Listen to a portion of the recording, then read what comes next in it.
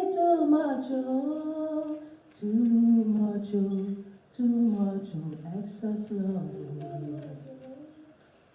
Let us pray.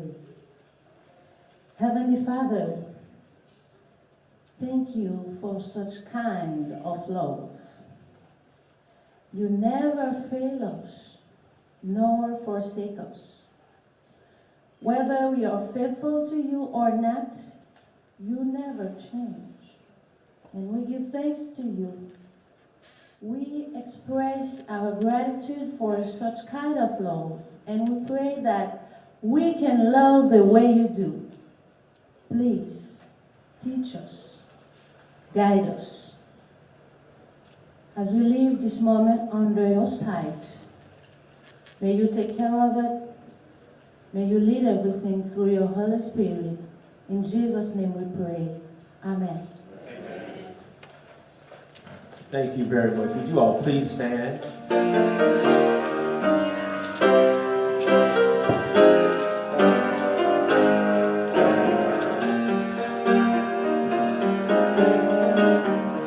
Lift every voice and sing. Lift every voice and sing. Till earth and heaven ring. Ring with the harmonies of liberty. Let our rejoicings rise. Out as the listening sound. Let every sound out as the rolling sea. Sing a song full of the faith that the darkness has taught us. Sing a song full of the hope that the presence has brought us. They sing the rising sun of a new day begun. Let us march on till victory is won. Thank you. You may be seated. Who in here, what student can tell me who is the author of this song that we just finished singing? Who remember? Raise your hand. What student? Come get a book.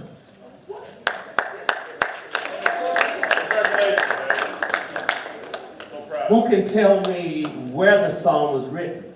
I shared this information with you at our first Black History Month assembly. Can anybody remember? Stop trying to Google it quickly. Anybody remember? Anybody remember what year? Okay, all right. We'll come back. We have lots of books to give out today. And we're also, before I talk about what we're giving out, today's Black History Month program is an opportunity to encourage you to learn more about your family history. And in just a moment, I'm going to present our speaker and author who has written a book about his family.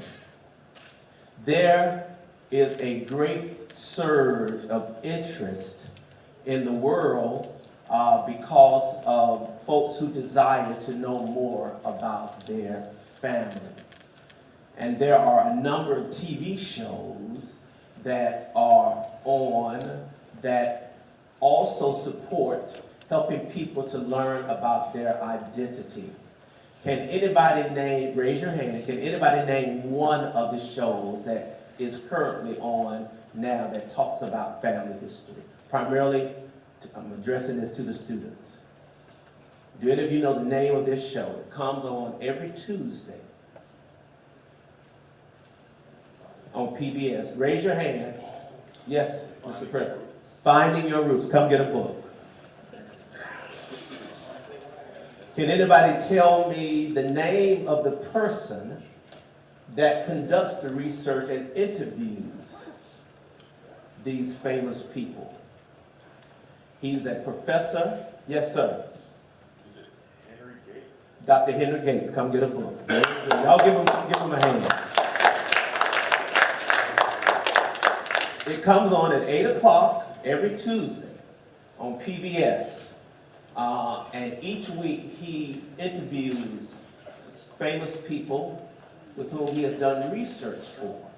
And so today we want to encourage you to learn more. How many of you know a lot about your family history? Let me ask that. You do? Okay. Where's your family from? Virginia? Okay. So how many parents do we have? Yes. 2. Okay, we're not going to give you a book for that, but that's a good response. But you'll get a book. How many grandparents do you have? How many great-grandparents? How many great-great-grandparents? How many great-great-great-grandparents? How many great-great-great-great-grandparents? How many great-great-great-great-great-grandparents? Oh, these are some great mathematicians in here. And so we come from a whole lot of people.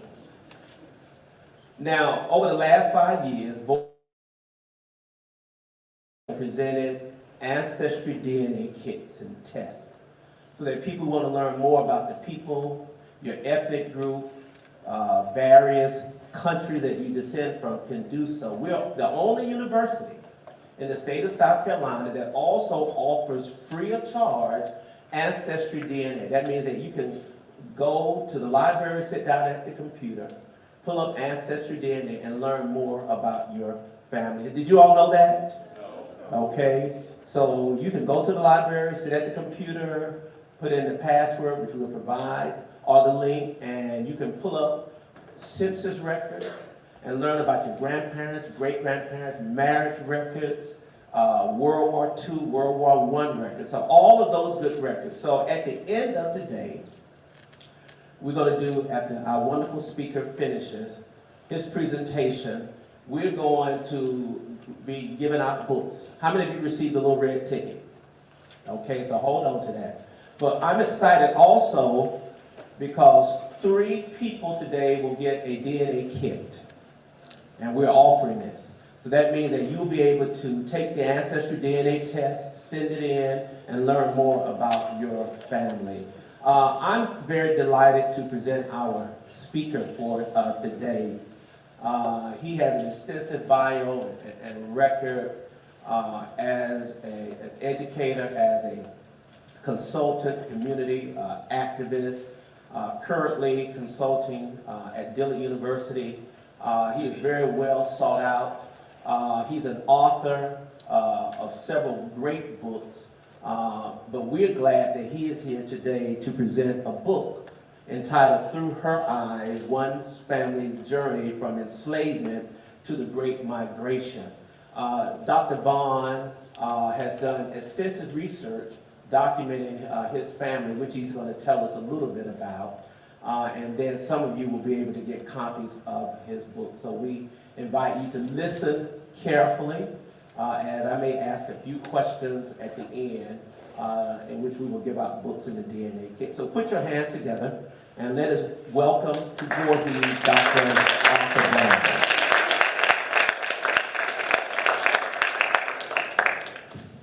Good morning. Good morning. I am at a loss of, I can't be at a loss of words because I'm supposed to speak for a little while, right? But I am at a loss of words because in my youth I could never dream about being on a campus, a university campus, and speaking to students, faculty, and staff. It's not something I knew about. It's not something, so I couldn't dream about it because I didn't know it was possible. My mother is the second child of 8. I am the youngest of 8. All right, so there's a lot of 8s in our family. My history and my roots go to a couple hours north of here, Union County, South Carolina. So I'll be going to our family cemetery when I leave here today. And you go there, and the first time I went, I drove from Atlanta. I drove to 4.5 hours. I pulled up to Paradise AME Church, and I called my cousin. I said, "You had me drive 4 hours. I see 2 tombstones on the left-hand side of the church." I said, "You could have sent me a picture of these 2 tombstones, had me drive 4.5 hours." And then she said, "Shut up, dummy." go to the right side. Then I walked to the right side, and it was like, you know how they have it where the sun comes up and the sky opens up? The whole right side of the church is a very large cemetery with my ancestors all the way back to those who were enslaved. You will not hear me use the word slave. You will hear me say enslaved, right? And so I had to take my J's off and walk on that ground barefoot, right? Because I said, this is where my ancestors who were enslaved, my earliest ancestors in America lived and are buried, right? And it's a surreal experience. And I took pictures, but today I'm gonna go take video because I want my kids who are not, one of them's 19, one's 23. So they're in your age group. I want them to understand why tracing their roots and why our family history is important. My eldest daughter's middle name is Marie, which is my mom, right? And I want her to understand why she has that name and what that name means to us. The book that many of you will have today have a picture of my grandmother in 1950 at my mom's high school graduation on the cover. Every time I look at that picture and I see my grandmother, I say, wow, look what we've done. Look what my grandmother did. And we want to trace our history, and why is it important? Is because we have many images in media, but limited images of who we are in the media, on TV, depicted in various ways. And all of it, we're not monolithic. There's a lot of different ways and a lot of different lenses we can see ourselves from. So tracing your history allows you to see what's that road traveled by your family, right? And how is it different than the person next to you? And I don't want my daughters, who are, like I said, roughly your age, in your age group, to lose that sense of who they are. My eldest uncle passed away in the last few months, and I realized out of that generation, I only have my mother's youngest sister, is still alive. So I'm quickly becoming an elder in the family if I'm not already. And if we don't tell these stories, we're going to lose them. If we don't share these stories with you all, we're going to lose them, right? So I wanted to write this book because this book will outlive me. And generations from now, people who are descendants from Katie Dawkins, an enslaved woman who was and sold to William Dawkins, would get lost. My nieces and nephews, my daughters would lose that. My cousins and their children would lose that sense of our history.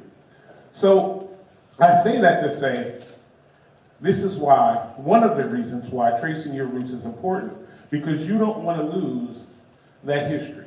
It has to be passed down. How many of you all's families have a regular family reunion? And at those family reunions, do you all, it's a great barbecue or ball, depending on the structure you all have, but do you sit down and actually go through the family history at these events, or do you just have a nice barbecue where you meet relatives you don't know, right? How many people actually go through their family history and recite it all the time, right? Because it's a great barbecue, and I love seeing my cousins, don't get me wrong. But part of that is not only to connect with the living, but to connect with our ancestors who are no longer here. So if your family doesn't do that, maybe you can be the one that starts that tradition when you get together with your family. You can do it at Thanksgiving, Christmas, whatever event where large groups of your family get together. But what I want to do today is, Dr. Mason, first, I want to thank Dr. Hopkins and Dr. Mason for making this opportunity available to me, all right? There's a great poet, Meek Mill, who said, y'all know it, right? I used to dream of days like this. Nights like this. Huh? Somebody come help me with it. I used to dream of days like this, to rhyme like this. So I had to grind like that, to shine like this. Did I get it right? All right? So being here is one of those days where I had to grind like that, to shine like this, right? But I want to go through research. So Dr. Mason mentioned that my name is Dr. Arthur, which means I had to go do research and write a dissertation. So when I'm on a college campus, I want to talk about research and the academic part of this journey, right? Because it is an academic component, and I love research. So I want to start with an excerpt from the book and a video where you get to hear a little bit about my family's journey. Benjamin Franklin Hill, who we called Pop, would sit around the potbelly stove with us and share 1,000 stories about his mother, Phoebe Dawkins, our first ancestor who knew freedom. Grandma Phoebe, born in 1860 and having the features of a mixed-race woman, was raised on the plantation where her father Randall and his mother Katie were once enslaved. Our family history was important to Pop. He wanted the family to understand what life was like for the Black folk that came before us. He wanted to ensure a legacy was passed down through the stories and legends he would tell after Sunday dinner. The South Carolina plantation of enslaver William Bill McKinley Dawkins is where the earliest recollection of our family history is known. I'm Benjamin Franklin Hill's firstborn child, Rosa May, and this is our story through my eyes.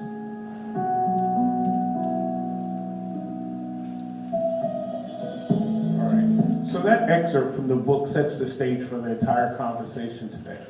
I want to talk about, and it was important for me to write this book from the lens of the women who lived it, right?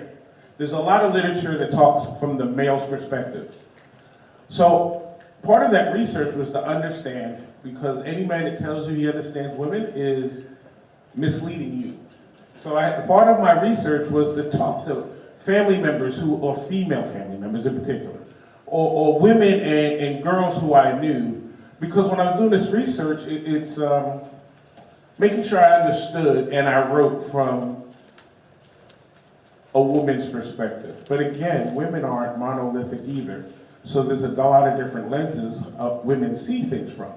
But I wanted to do the best I could to capture how a woman might see some of these situations in our family. Because part of this research is you're going to find dates and you're going to find artifacts and you may find some stories, but how do we add meat to those bones? If we look at the dates at Ancestry.com as a great starting point, it doesn't always tell the story about the person's life. It may talk about when they were born, when they died, when they served in the military, what their migration patterns and where they lived. But what about the stories of their lives that add richness to it? So if you were to do your own family history, so I ask questions along the way because no one wants to hear me talk excessively. Where do you think you would start? Young people, where do you think you'd start? If you were to trace your family history, what would be your starting point? Anybody? Yes, sir. Huh? My grandparents. With your grandparents, first of all, thank you for that answer. Can I give him a book, Dr. Mason? So with your grandparents, so I want you to, a lot of people will tell me, oh, I'd start with Google. And Google or online is not where you start, right? No. Young man, raise your hand. So that's not where you start. Google is not the starting point. You start where you are. And this is a picture of me when I was much younger and had hair, right? And some big ears, but still. And my grandmother used to write us letters. There's 20 of us cousins, right? I'm one of 20 cousins. And my grandmother used to write us letters. That was her thing when we went off to college. So I'm the first and only male descendant of Katie Dawkins. Actually, I'm the first, one of two. My cousin David would be mad at me. I'm the first male and one of two males in my family to actually have graduated college. Our first person that went was my eldest cousin. She went to college a good 8 years before me. But my grandmother would write us letters and tell stories, whatever was on her mind. And she would send them to me. And about 4 years ago, I was moving, and this is where my journey began 4 years ago. I was moving, and you know when you move, or you'll find out, or even when you move in and out of your dorms, you'd be like, all right, you start discarding things. You start saying, you go through things and say, I don't need this anymore. Well, I unearthed a box of letters that my grandmother had written me during my college days. And soon thereafter, after college, I moved to like 5 blocks from her in Brooklyn, so it was easier for us to talk. But I started there. I found those letters that my grandmother wrote, and those are samples. So where do you start?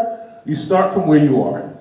Whether you're talking to your grandparents, or your parents, or for me, it was letters. But that's when you start your genealogy journey. You don't start at the 1825, you start it today. You start with the people that are immediately close to you and you ask them questions, right?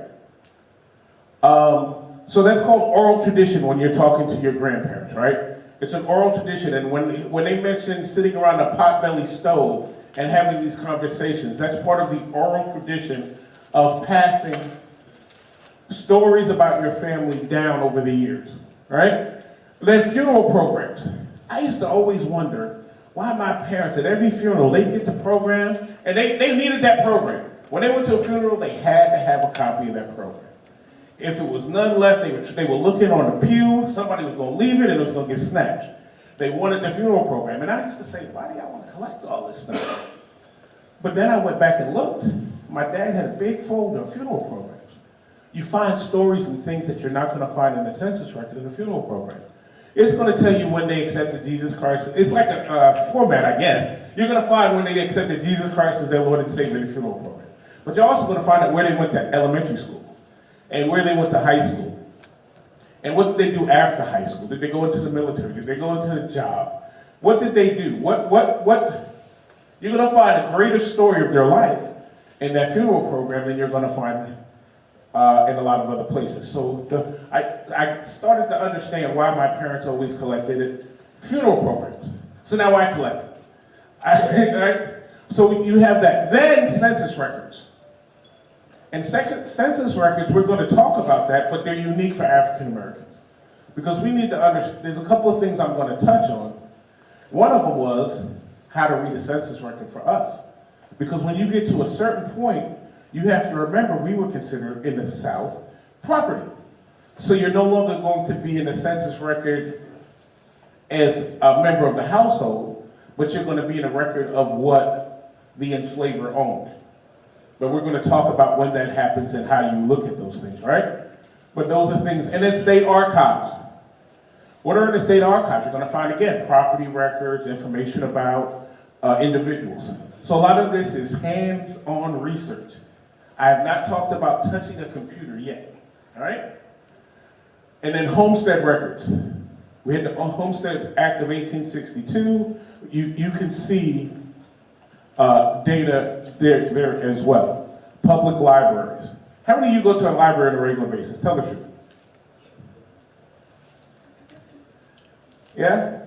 Have you, I don't know, you're of a generation you probably never learned the Dewey Decimal System. That probably was a far gone, like, what is that? And an index card.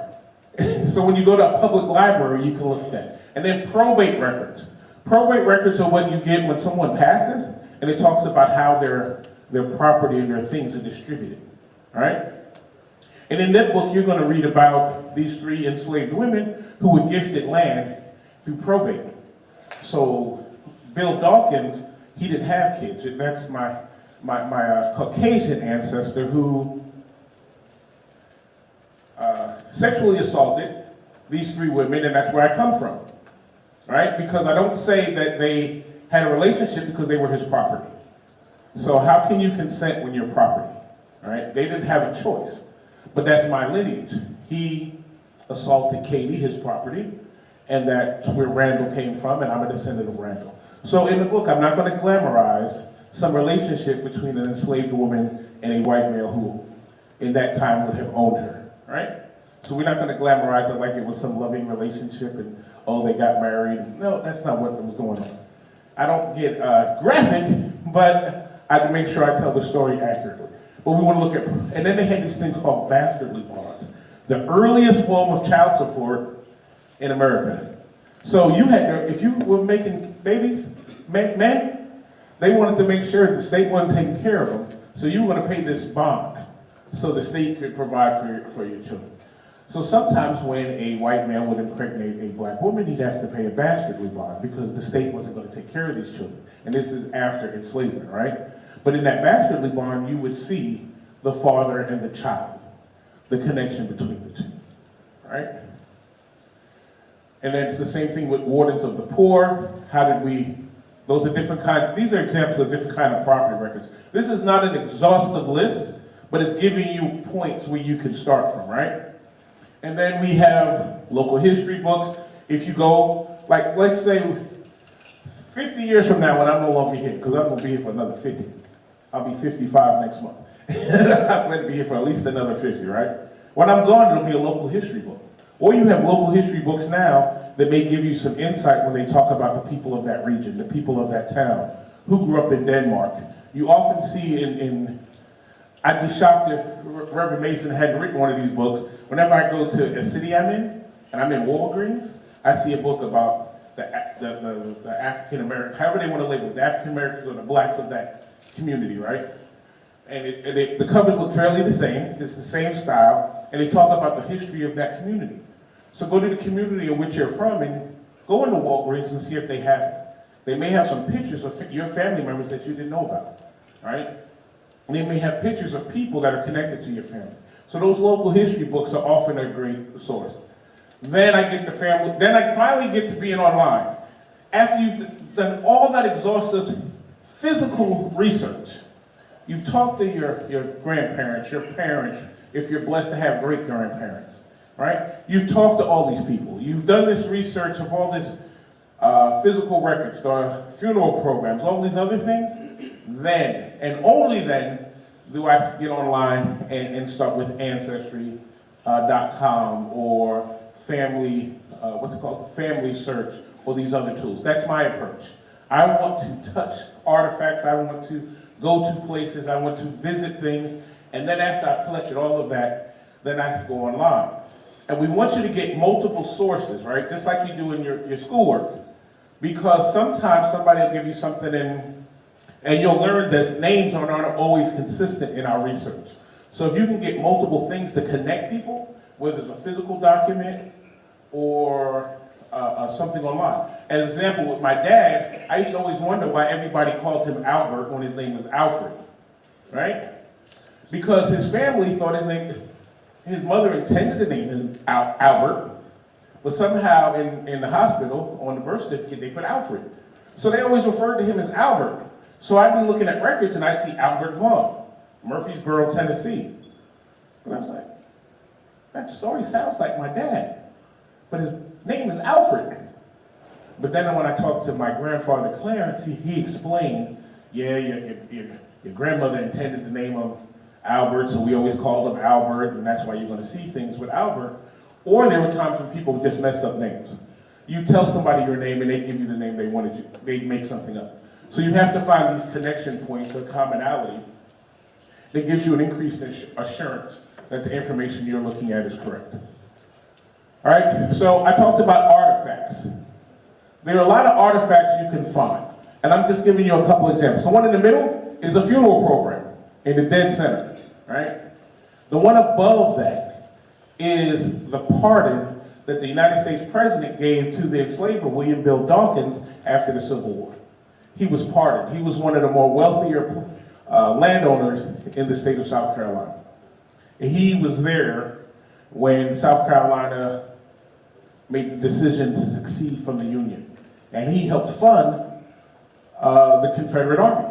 He was a very wealthy landowner in Union County, South Carolina. Anybody from Union County or thereof? Anybody from Rock Hill, that particular area? That young man, where are you from? I'm from Rock Hill. You from Rock Hill? My mom's from you. See, we could be cousins, man. We got to talk. We could.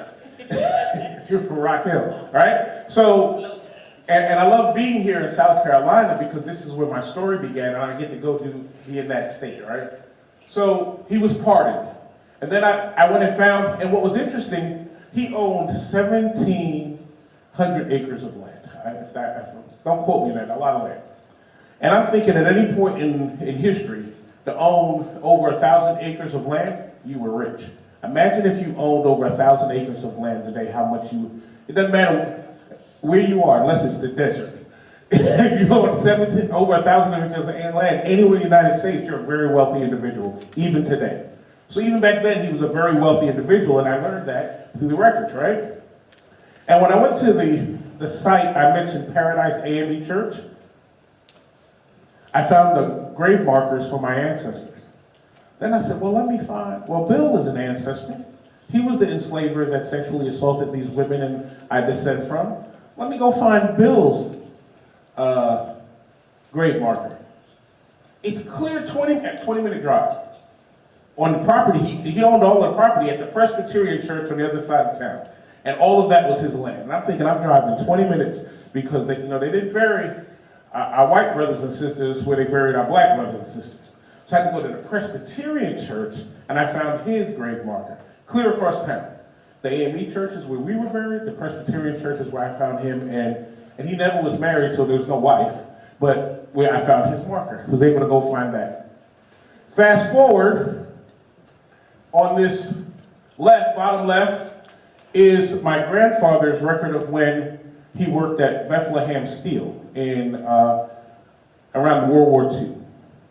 So when you learn this history, you have to put it in context. In World War I, there weren't many African Americans who fought. Our president at the time wanted to have a lily white war. He didn't start sending black troops in World War I until white women complained that they weren't going to have anybody to marry because he was sending all their married aged men off to war, right? So then he said, oh God, we can't do that. Let's send black folks off and let them die, right? But my grandfather didn't go to World War II. And I learned my great-grandfather was excused from going to World War I because he was the breadwinner of the family and he had like 5 kids. So he didn't have to, they excused him. And he was also a minister, reverend. So they excused him from going to war. And then with my actual grandfather, he was building ships in Brooklyn Navy Yard. They had moved, and we'll talk about the migration patterns, but he was building warships in the Brooklyn Navy Yard, so he was excused. But then also learned in World War II, to have that kind of job, there was a scarcity. To be building ships, compared to a lot of people, my grandfather was blue collar, so were my parents. I'm the first one with a white collar, all right, and everybody understand the difference? Okay, just want to make sure. In the family. But then I said, wow. So I understood why people in my family thought my grandparents were rich, because they bought a brownstone in Brooklyn for about $25,000, $30,000 back then. It's a 7-bedroom brownstone, right? Now it's worth a little bit around $4 million because everybody decided Brooklyn was the place to live. They got tired of paying to live in Manhattan. And my cousins want to sell it and I won't let them. Because we'll never, one thing they're not making more of is land. And we're not going to sell that, right? But I learned that for a lot of people at that time period, he made a lot of money compared to his peers. And the card in the upper right, I learned that my grandmother had May's Beauty Nook. Her name was Rosa May Hill. And then when she got married, Rosa May Woodall, right? She had May's Beauty Nook. And that's another artifact we found. We found her card from when, these are examples of things you can find to help tell your family story. So that tells you that my grandmother owned beauty. She was a beautician, right? She had her own, so she was an entrepreneur. And in the book I talk about how when permanence became all the rage, she stopped doing that because she wasn't trained and didn't do perms, right? But she would do women's hair all the time prior to that, right? So these are examples of artifacts that help tell the story that you can find and get your hands on of your family history. Is that making sense? I feel like I'm talking a lot. Does this make sense? Is it resonating with anybody? All right. So then you have to learn about live births. Now I live in Georgia now. So I talked about how you would find things. Well, we take for granted that we get birth certificates when we're born. That was not always a common thing. In Georgia, it wasn't until 1919 that it started, but it wasn't generally done until 1928. So just because they started doing it didn't mean it was widely done at that point. So it was actually 1928. So think anybody born before then, now you're looking at census records. You're looking at who lived in the home. And you're having to have that research mind. You have to apply what you're learning here at Voorhees, how to critically think, how to do research, how to do critical writing, the things you're learning here to family history. So always want to attach this kind of work to what you're doing in school, right? And then even in South Carolina, and you can't see it all, but was 1870 before the first census records for African Americans were widely done, right? So we talk about getting behind the wall. And it's clipped off a little bit, but it was 1915 in South Carolina before they generally did birth records for African Americans. So before 1915, some places probably did them. Charleston, some of the bigger cities may have done them. Some of our smaller towns, smaller rural areas, you may have been born at home and no one took a record of that. You were just born, right? So you didn't widely have birth records. So how do you get information? Then you have to go look at the census record. And you see who's the head of the household, who were the children, right? If they moved, you'd see how they moved, and it also helps you with migration patterns. So we have to think about, okay, I don't have a birth certificate. You have to think about how did you do these things that are very common and modern for us, but during that time, if you were born in a rural community, you may have had a midwife do the birth, right? And there's no birth certificate. My great-grandfather was never sure of his birthday. He said he was born around the time of his cousin, so they picked the date and that was his date of birth, because there was no official record and no one ever told him, all right? So let me go back to that for a second. I want when I mentioned earlier, you have to be flexible with names. I mentioned my father, Albert and Alfred, right? Sometimes the names were confusing. Sometimes they didn't match between one record or another. Sometimes people might have been lazy when they were doing census records and just wrote down whatever. So you want to be flexible, but if you see the same head of household and you see an Albert and an Alfred in 2 different years, you can make some connections. Maybe the birth dates are the same. You look for the common matches to match people up. It's an imperfect way, but you have to be flexible. If you see a name, you be like, that could be it. Do some more research, dig a little deeper, and find your connections, right? And you can see it at either one of these. I went and circled where I can't read that from here because my eyes are bad, but I circled where I found my family names in a census record. They're often, they look like this when you go back, and you have to go find records, and it'll tell you the head of the household, date of birth, where they're from. It gives you a lot of detailed information, but it's all, again, data, but it doesn't necessarily tell the story. It's the beginning, not the end. This is another one. There's codes they use: mulatto, black, white, free blacks, or enslaved blacks in property records. So in the property record, as I mentioned before, it's going to say you were enslaved black and you're going to be in a property record early 1865 or earlier, right? Because what happened in 1865? Anybody? Really? All right, it was the end of the Civil War, and that's when we actually legally free in 1861 when the Emancipation Proclamation was signed. It couldn't be enforced.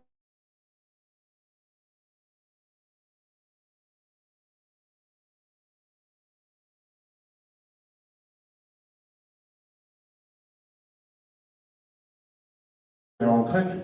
That's why when my daughter was in school, in high school, she went to high school in Cobb County, Georgia, and they told her that there was this war of northern aggression, and it was fought over states' rights. And she came home, and I said, what? What is that? What is this nonsense? Now, this was my perspective. I said, the war of northern aggression, when the first shot was fired in South Carolina by the Confederate Army. But it was the war of northern aggression. And it was fought over states' rights. And I asked her teacher when I went in, because every time they were in school, I was the PTA president, so I was always on campus. And I asked the teacher, I said, what right was that war fought over? What state right other than the right to own meat? I was like, so yeah, I said, it was over states' rights, but it was over states' rights to own white people. We weren't, the North, they weren't overly concerned about, we were concerned about production of crops, but they framed it at that particular school as if it was all the North, and if y'all had left us alone, we were fine. But they say it was over states' rights, and I always said the state right to own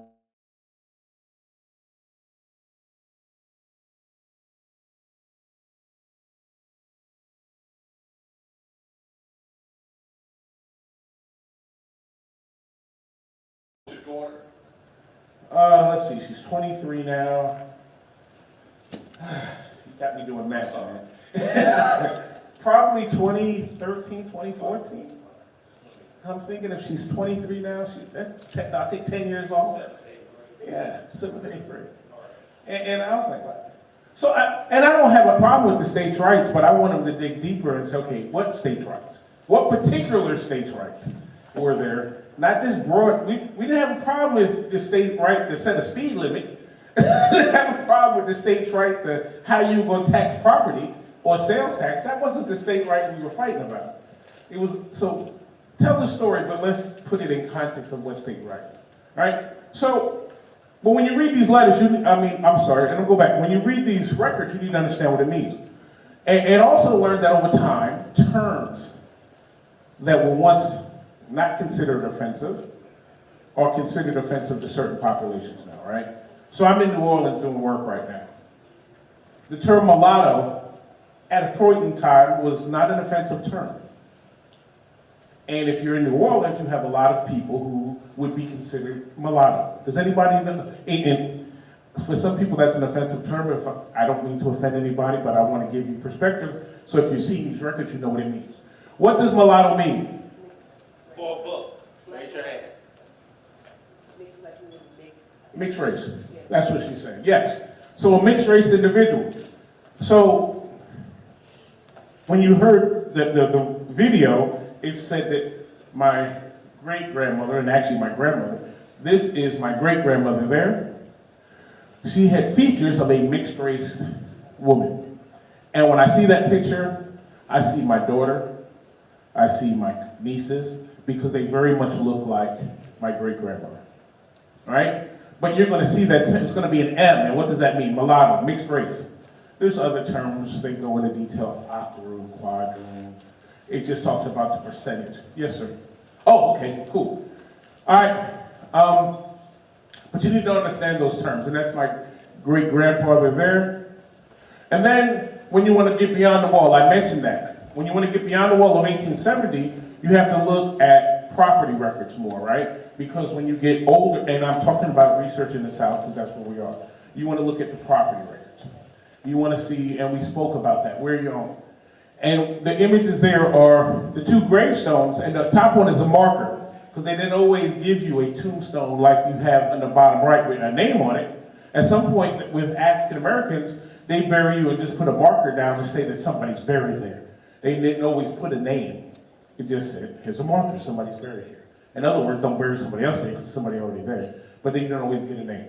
And those two churches, that's the original Paradise AME Church in Union, South Carolina, that the three descendants, these three enslaved women who William Dawkins impregnated, built after the end of the Civil War, because he actually gave them the land. And what you'll read in the book is that they had to go fight in probate court to actually get what was left of them.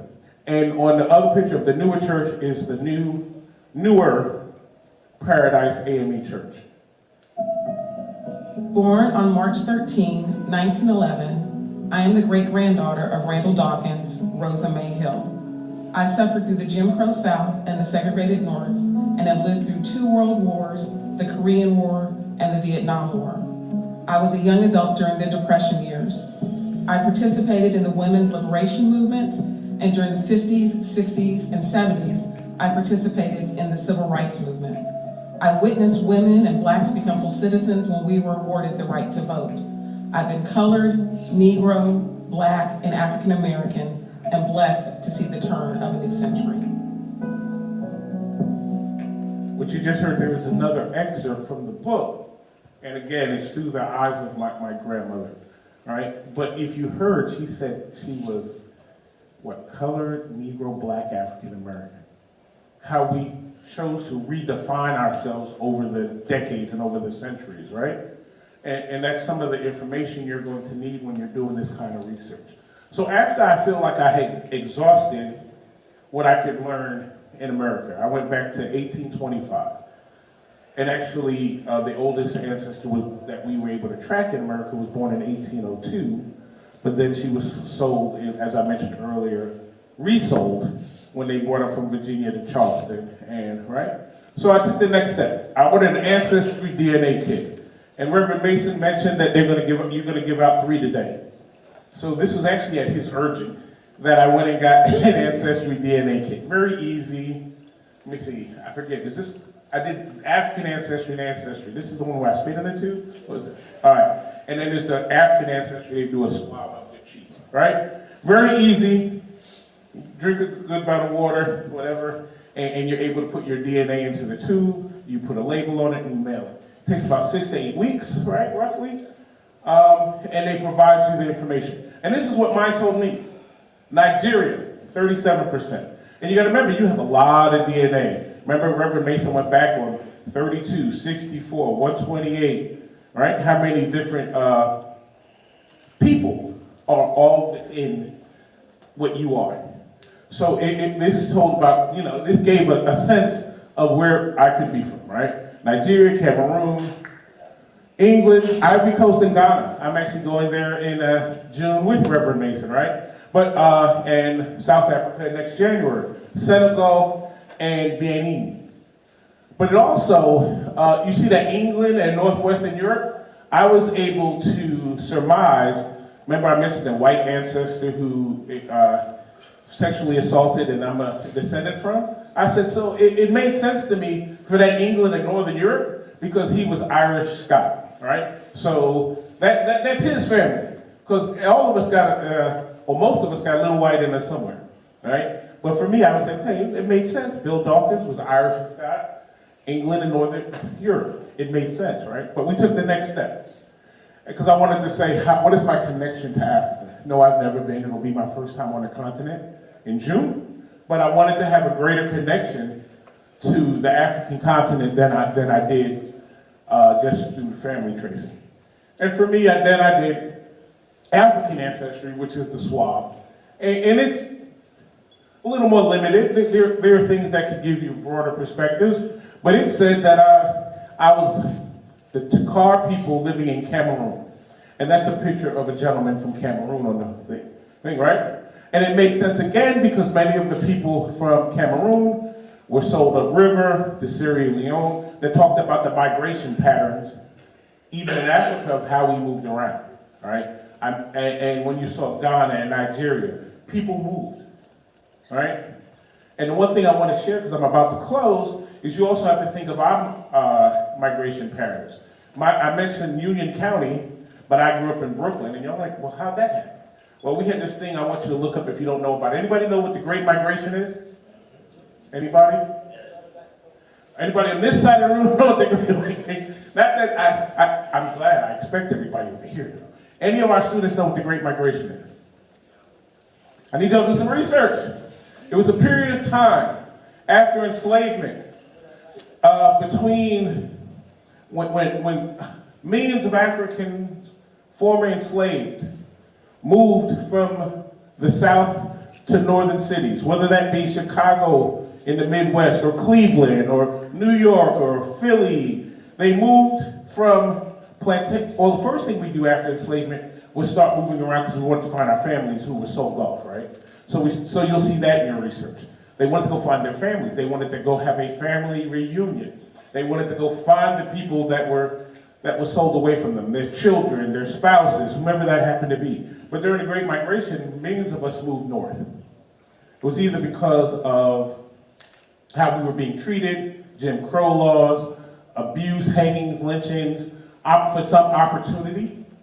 And a lot of us ended up from plantation life to what we call ghetto life. And some people, you see the advent and the building of what we call projects in Cabrini Greens in Chicago, Marcy projects in Brooklyn that Jay-Z grew up in, right? You see those proliferation of those things, but we moved north for great opportunity. My family left South Carolina, moved to Philly, then migrated from Philly to New York. But you also see, and I want to share this, I know my time is short, you'll see communities moving. So when my family moved from Union County, South Carolina to Philly, it wasn't just my immediate family, there were other people from that plantation, the Chestnuts. So you see them in my family history, and then you'll see Dawkins and Hills, because that's how our names changed, married the Chestnuts, because people from the plantation moved together. So you had different families within that plantation. And there's about 3 or 4 we saw move to Philly, and then they moved from Philly to Jersey or Brooklyn, or Jersey or New York. But you see those migration patterns. I try to stay on time. I can be long-winded, but I wanted to make sure that we touched on these things, and I wanted to thank you all again. It is an immense pleasure for me to be not only in South Carolina, but on a historically black college and university campus today, speaking to you all. And I want to thank you again for your time and for your attention. And I will turn it back over to Reverend Mason. Thank you again for having me. Thank you, Dr. Vaughn. Do we have any quick questions? And I want to ask, is Mr. Jefferson here? Someone could get Mr. Jefferson and ask him to bring the box for me. If you have your red ticket, hold it up. Everyone should have received it. Okay, as soon as Mr. Jefferson brings the box in. All right, and I'm going to make a quick request while Mr. Jefferson's coming in. So the 50 of you all that get a book, if you would stick around and take a picture with me before you move on to whatever your next item is on the day, I would greatly appreciate it. As the box comes up, any questions? And he'll be around for a while after. Yes. You said in the First World War that there weren't any soldiers. I'd like you to touch up on that. Although they didn't show them in pictures, there were plenty of black soldiers. Well, yeah. So during World War I, and I forget who was our president then. Dr. Brown. But they wanted a lily white war. America was still of this mindset. Franklin Delano Roosevelt. Oh, Roosevelt. He wanted a lily white war. He was still of this mindset of inferiority amongst African Americans. Remember, the First World War was in the early 1900s, right? So he still had that mindset. So while we served, we didn't always get an opportunity to fight, right? You find people in administrative roles, which is not a bad thing. It means you're not getting shot at, right? And you're not dying. But while we were enlisted in the military, there were a lot of roles where we didn't get on the front line and fight. We didn't get promoted to colonel and general and those higher tiers. But we were there. But then, as I mentioned, and that was the mindset of the President of the United States. He said that's not the imagery of the United States. That's not, we're still a very much white-dominated country. And, until women, in particular white women, said, hey, you're sending all our marriage-age men off to war, who are we going to marry? And then he said, okay, that's a valid point. And then increasingly, you saw African Americans fight. And what you also learn, and I learned from my father, the first time we had integrated troops, fully integrated troops, in the military was the Korean War. And that's the 50s. And that's when my dad, he served in the Army in the 50s. So we were present, but the people doing on the front lines weren't largely us in World War I. Is that helpful? Thank you. And you all can It's speak fair? after the program. We want to try to get these books out. You know, you have to get to lunch and to class, and we want to be mindful of your time. A couple of announcements. Excuse me. The Harvard Business School will be here to recruit Voorhees University students at 1 p.m. Is that today, Mr. Mayers? Okay. The session will take place in St. James Building Auditorium. Students, please dress professionally and be on time for this exciting event. Also today, Walmart, Palmetto Citizens, FCU, Savannah River Nuclear Solutions, and ISG Cybersecurity will be on campus to facilitate the Voorhees University Spring Mock Interviews event. The event is from 3 to 4:30 p.m. in the VU Career Services Center on the second floor of the Wright Ponce Library. These events are happening today, and so you can see Mr. Mayor. So we're going to begin. We're going to start with the DNA. Shake it up real good. And Dr. Mason, while you're doing that, one of my all students, would please scan the QR code as you leave so we can get credit for your attendance today. Thank you, Elder Jones, and thank you for your accompaniment today. All right? Got your tickets out? This is for a DNA kit.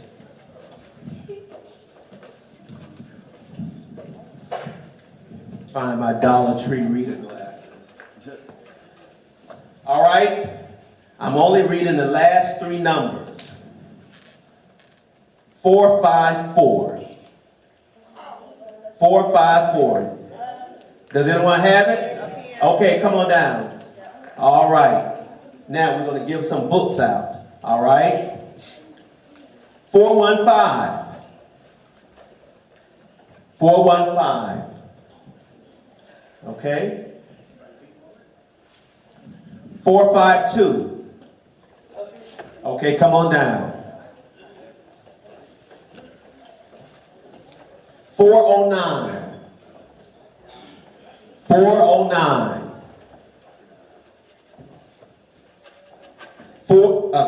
388. 388. Come on up. 430. Come on down. 385. Come on down. Okay. 431. 431. 429. 429. 432. 432. 458. 458. 394. Raise your hand. 394.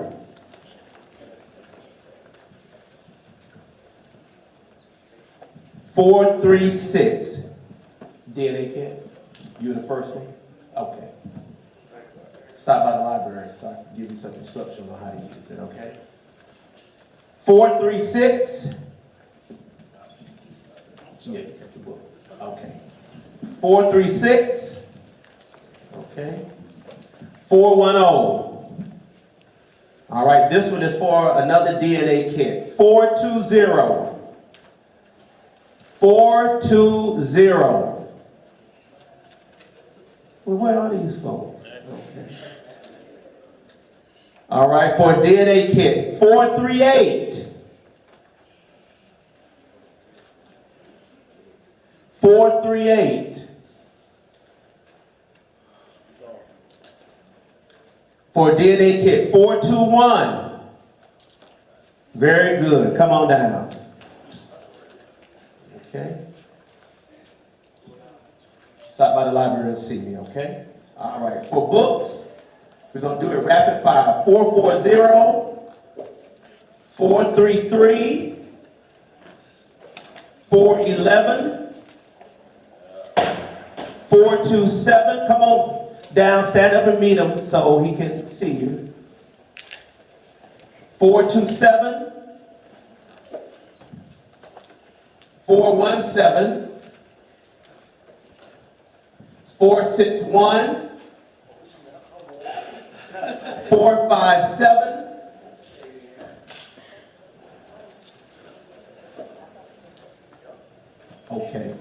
434, 413, 384, 426, 453, 422, 422, 389, 424, 455, 393, 391, 450, 408, 418. Do I hear an echo in the room? All right, 419. 445. We got you covered. 416. 401. 397. 444. 403. 446. 390. Oh, thank you.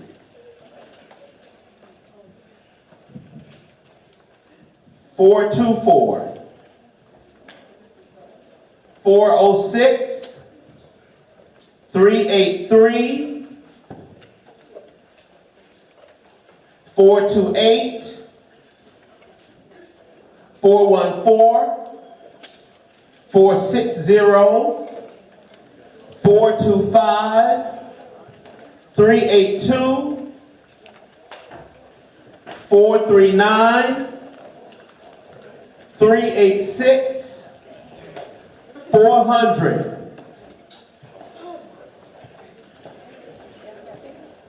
441. 456. 443. 392. 451. 462. 412. 398. 387. 448. 447. 405. How many books do you have there? 459. 407. 402. 437. Over here, 437.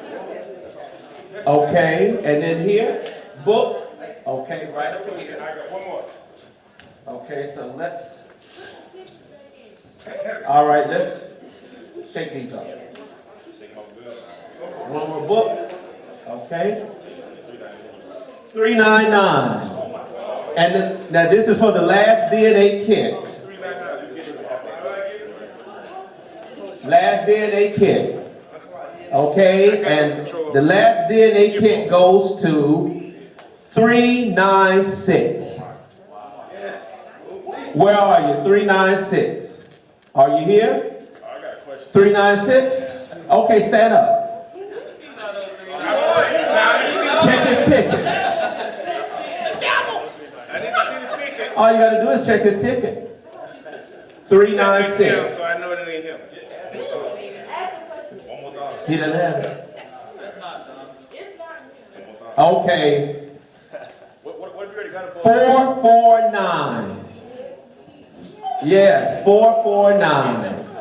Very good. All of the people who have books. So let's see, who did not get a book? Stand up. If you did not get a book and you want a book, let me ask that question. Because what we'll have to do is to order some books. You have some more in the car? Okay, how many of you did not get a book but want a book? Okay, I see 1, 2, 3, 4, 5. Okay, all right. 6, 7. All right. So Dr. Vaughn, we'll get 10 more books. All right. All of you who got books, would you please stand? All right. Awesome. So, yeah, you all can do a picture. Come on down quickly. And if you got an ancestry kit, come too. And the rest of you who did not get a book but want a book, just meet me over here at this table.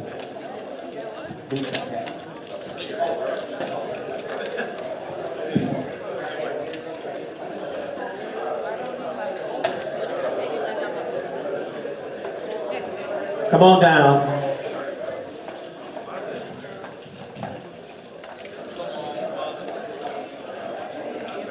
Let me thank Elder Jones, Mr. Jefferson, Mr. Mitchell for their assistance in today's program. Thank you very much. Mr. Photographer, can you tell us how? You gotta go on close. You gotta make 2 rows. All right,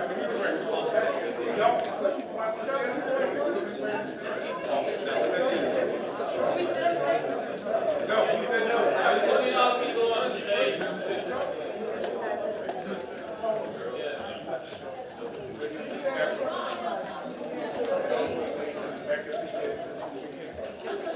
So, y'all can have it. You guys don't come in.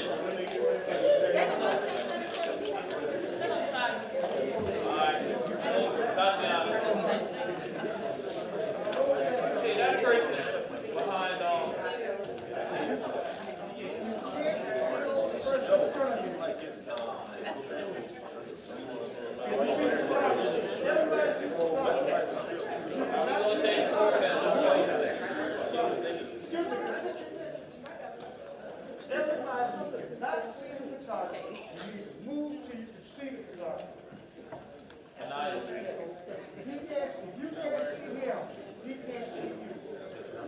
People on stage, come to the middle.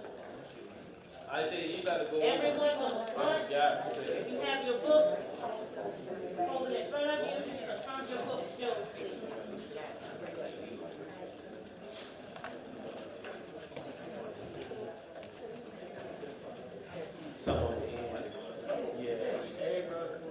Could get a few more up on stage. On this right side, my right. People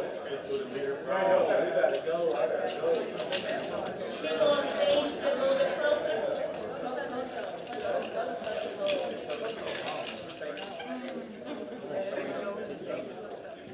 That's a good picture. Alright, ready? I think we got about it. Oh, no, it is. It is, because your legs broke.